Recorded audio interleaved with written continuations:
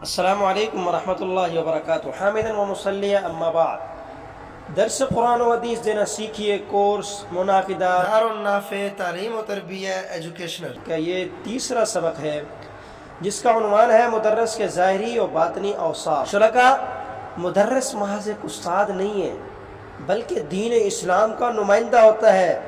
وہ جب قرآن و حدیث پڑھاتا ہے تو گویا اللہ کے کلام اور رسول اللہ صلی اللہ علیہ وسلم کی سنت کو آگے پہنچانے کا فریضہ سر انجام دیتا ہے۔ اس لیے مدرس کی شخصیت، اس کا انداز، اس کی نیت اور اس کا ظاہر و باطن دونوں نہایت اہمیت رکھتے ہیں۔ اگر صرف ظاہر سنوارا جائے مگر باطن کمزور ہو تو درس بے اثر ہو جاتا ہے۔ اگر صرف باطن پر توجہ ہو لیکن ظاہر میں بے ترتیبی ہو تو لوگ اثر قبول نہیں کرتے۔ اس لیے ایک مدرس کے لیے ضروری ہے کہ وہ اپنے ظاہر اور باطن دونوں کو سنوارے تاکہ درس کے ذریعے بھی ذہن بھی روشن ہو اور دل بھی منور ہو۔ تو آئیے چلتے ہیں اور ہم بات کرتے ہیں اپنے پہلے عنوان پر، مدرس کے ظاہری اوصاف۔ ہم خلاصہ عرض کر دیتے ہیں کہ مدرس کے ظاہری اوصاف میں کیا کیا چیزیں ضروری ہیں، پھر ہر ایک کی تفصیل عرض کریں گے۔ غسل اور صفائی، صاف ستھرا لباس، خوشبو کا اہتمام، اسلامی وضاقت، ظاہری شخصیت کا اثر۔ اب آئیے تفصیل کے ساتھ بات کرتے ہیں۔ اس میں سب سے پہلی چیز ہے غسل اور صفائی۔ آپ حضرات کو معلوم ہے کہ اسلام میں صفائی نصف ایمان ہے۔ ایک مدرس کے لیے یہ اور بھی ضروری ہے کہ وہ ہمیشہ طہارت کا اہتمام کرے۔ ناخن تراشنا، بدن کو صاف رکھنا، کپڑوں کو دھونا اور حسب موقع غسل کرنا نہ صرف سنت ہے بلکہ درس کے ماحول کو خوشگوار بناتا ہے۔ اگر مدرس خود پاکیزہ ہوگا تو اس کی مجلس میں بھی سکون اور یکسوئی کا رنگ نمایاں ہوگا۔ طلبہ جب استاذ کو صاف ستھرا دیکھتے ہیں تو وہ خود بھی صفائی کی عادت اختیار کرتے ہیں۔ شرکا جب مدرس کو دیکھتے ہیں کہ حضرت امام صاحب بہترین صاف ستھرے لباس میں آ رہے ہیں تو ہر نمازی کا دل چاہتا ہے کہ میرا لباس بھی صاف ستھرا ہونا چاہیے۔ یاد رکھیے، لباس مدرس کا اس کی شخصیت کا آئینہ ہوتا ہے۔ دین سادگی اور وقار کو پسند کرتا ہے۔ سفید کپڑے سنت ہے، کپڑے نہ میلے ہوں نہ ہی چمک دمک سے بھرے، ان میں سنجیدگی اور وقار جھلکنا چاہیے۔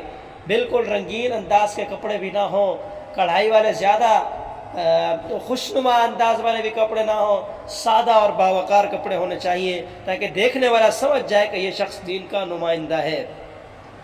خوشبو، رسول اللہ صلی اللہ علیہ وسلم خوشبو کو بہت پسند فرماتے تھے اور صحابہ کرام بھی مجلس میں بیٹھتے وقت خوشبو لگاتے تھے۔ خوشبو نہ صرف سنت ہے بلکہ ماحول کو خوشگوار بنانے کا ذریعہ بھی ہے۔ جب مدرس خوشبو لگا کر درس دیتا ہے تو قریب بیٹھنے والے طلباء اور شرکاء سکون و یکسوئی محسوس کرتے ہیں۔ اسی کے ساتھ ہے امامہ اور اسلامی وضاقت۔ امامہ باندھنا سنت ہے اور درس کے وقت یہ وقار میں اضافہ کرتا ہے۔ آپ امامہ دونوں طرح سے باندھ سکتے ہیں، بلدار بھی باندھ سکتے ہیں اور محراب نما امامہ باندھنا بھی دونوں طرح سے صحیح ہے۔ آپ کسی بھی طرح سے امامہ باندھ سکتے ہیں لیکن امامہ باندھ کر بیٹھیں، اس سے آپ کی شخصیت کا وقار بڑھے گا۔ اس طرح داڑھی رکھنا، اب یہ تو ظاہر سی بات ہے، سنت مؤکدہ قریبی در واجب ہے۔ داڑھی منڈے لوگ جب دروس دیتے ہیں تو ظاہری وضاقت کے اوپر یہ بہت اثر انداز ہوتا ہے اور تاثیر سے خالی درس ہو جاتا ہے۔ چہرے پر سنجیدگی اور متانت کا ہونا اسلامی شخصیت کا حصہ ہے۔ مدرس کے ظاہر سے ہی لوگوں کو دین کی عظمت کا احساس ہونا چاہیے۔ اگر مدرس بے ترتیب ہو، بال بکھرے ہوں، کپڑے میلے ہوں تو لوگ اس کو غیر سنجیدہ سمجھتے ہیں اور اس کے کلام کو اہمیت نہیں دیتے۔ اس لیے صفائی اور ترتیب دونوں ضروری ہیں، لیکن اگر وہ خوشبودار، صاف ستھرا اور باوقار انداز میں نظر آئے تو سننے والے پہلے ہی لمحے میں متاثر ہو جاتے ہیں۔ پہلا تاثر درس کو مؤثر بنانے میں اہم کردار ادا کرتا ہے۔ یہ تھی کچھ گزارشات ایک مدرس کے ظاہری اوصاف کے حوالے سے۔ اب ہم اپنے درس کا دوسرا حصہ مدرس کے باطنی اوصاف کی طرف بھی ہم کچھ بنیادی چیزیں عرض کرتے ہیں۔ یہاں پر بھی حسب ترتیب سب سے پہلے خلاصہ ہے، پھر ہر ایک عنوان کی وضاحت ہے۔ باطنی اوصاف میں اخلاص، حلم یعنی بردباری، صبر، تواضع، تقوی اور علم کا تعلق بہت ہی اہمیت رکھتے ہیں۔ سب سے پہلی چیز اخلاص۔ درس دینے والے مدرس کے دل میں یہ تڑپ ہونی چاہیے کہ یہ دین کا پیغام ایک ایک مسلمان تک پہنچے اور میرے سامنے بیٹھنے والا بھلے طالب علم ہو، بھلے وہ عام طبقہ زندگی سے تعلق رکھنے والا ایک مسلمان ہو، اس کے دل میں 24 گھنٹے کی زندگی اسلام کے مطابق گزارنے کی فکر پیدا ہو جائے۔ وہ کیا کہا بزرگوں نے؟ جب بات حق ہو، نیت حق ہو، طریقہ حق ہو، تاثیر ضرور ہوتی ہے۔ تو آپ کا اخلاص آپ کی نیت پر ضرور اثر انداز ہوگا۔ اس لیے اس کا مقصد شہرت کے دنیاوی فائدہ نہیں ہونی چاہیے، بلکہ درس جب دے رہا ہو، کوئی مدرس جب خالص نیت کے ساتھ اللہ کی رضا کے لیے پڑھاتا ہے تو اس کے الفاظ میں غیر معمولی اثر پیدا ہوتا ہے۔ نبی کریم صلی اللہ علیہ وسلم نے فرمایا اعمال کا دار و مدار نیتوں پر ہے۔ اگر نیت خالص ہوگی تو کم الفاظ میں بھی زیادہ اثر آ جائے گا، لیکن اگر نیت میں ریا یا دنیا داری ہوگی تو بڑے بڑے بیانات بھی بے اثر رہیں گے۔ دوسری چیز ہے حلم اور بردباری۔ طلباء مختلف مزاج کے ہوتے ہیں، شرکائے کرام کبھی چبھنے والے ثواب بھی کر بیٹھتے ہیں، بعض سخت سوال بھی ہوتے ہیں، بعض لا علمی میں غلطیاں بھی کرتے ہیں، بعض طنز بھی کرتے ہیں۔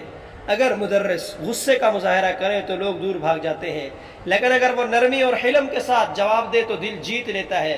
نبی کریم صلی اللہ علیہ وسلم نے فرمایا اللہ رب العزت حلم اور نرمی کو بہت پسند فرماتے ہیں۔ تعلیم کا عمل آسان نہیں، کبھی طلباء غیر حاضر ہو جاتے ہیں، کبھی شرکاء جب بالخصوص آپ چند لوگوں کو اہتمام سے پڑھا رہے ہوں اور وہ اس میں غیر حاضریاں کریں، دل بہت دکھتا ہے، کبھی دلچسپی نہیں لیتے، کبھی سوالات بار بار دہراتے ہیں۔ ایسے وقت میں صبر نہ کرنے والا مدرس جلدی مایوس ہو جاتا ہے، لیکن صابر استاد اپنے مقصد میں کامیاب ہو جاتا ہے۔ صبر ہی وہ ہتھیار ہے جو مشکلات کو آسان اور رکاوٹوں کو ہلکا کر دیتا ہے۔ تواضع اور عاجزی، علم کی باوجود عاجزی اختیار کرنا ایک مدرس کے اصل زینت ہے۔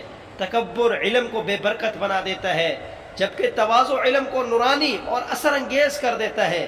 اگر مدرس اپنے علم پر غرور کرے تو طلباء اس سے دور ہو جاتے ہیں۔ اللہ رب العزت بھی فرماتے ہیں کہ الکبریاء ردائی، تکبر میری چادر ہے، جو اسے چھینے گا میں اسے ذلیل و رسوا کر دوں گا، لیکن میرے لیے عاجزی اختیار کرے میں اسے دنیا جہان کی بلندیاں نصیب کر دیتا ہوں۔ اس لیے محبت اور عاجزی کے ساتھ جو مدرس درس دے گا دلوں کو اپنی طرف کھینچ لائے گا۔ نبی کریم صلی اللہ علیہ وسلم کا یہ فرمان آپ نے ابھی سن لیا کہ جو عاجزی کرتا ہے اللہ اسے بلند کرتا ہے۔ آخری چیز ہے تقوی اور علم کا تعلق۔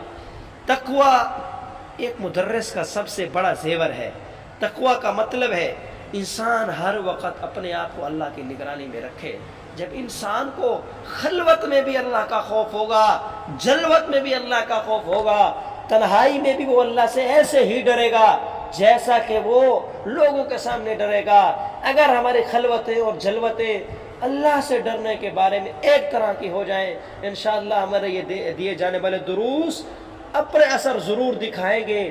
اس لیے یہ ظاہری اور بنیادی باطنی اوصاف تھے، ان کو سامنے رکھ کر اگر ایک مدرس اپنی شخصیت کو سنوارنے کی کوشش کرے گا، انشاءاللہ العزیز اللہ رب العزت سے قوی امید ہے کہ یہ ہمارے دروس کامیاب رہیں گے۔ اللہ رب العزت یہ صلاحیتیں جو کچھ عرض کیا گیا دین حق کے لیے قبول کرنے کی توفیق عطا فرمائے۔ آمین والسلام علیکم ورحمۃ اللہ۔